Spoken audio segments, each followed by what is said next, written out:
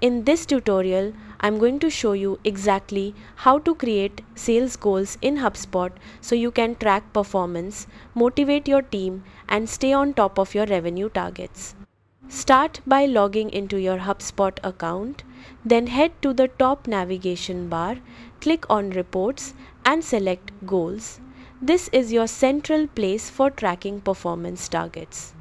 Once you're there, click the Create Goal button in the top right corner to begin. Now you'll enter the setup flow. First, choose your goal type. You can create a user goal for individual reps or a team goal if you want everyone working toward the same target.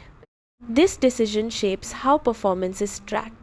Next, select the metric you want to measure. You can track revenue, number of deals closed, deals created, or even activities like calls and meetings. Choose a metric that aligns with your business objectives so your goals actually drive results.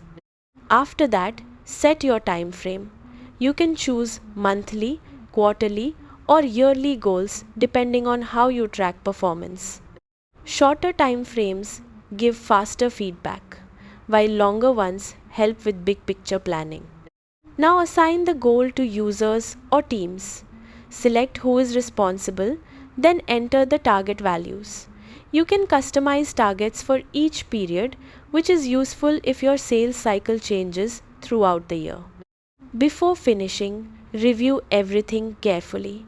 Double check the metric, assigned users, and targets to avoid mistakes. Once everything looks good, click Save and your sales goal will go live. From there, you can track progress directly inside HubSpot's Goals dashboard with real-time data.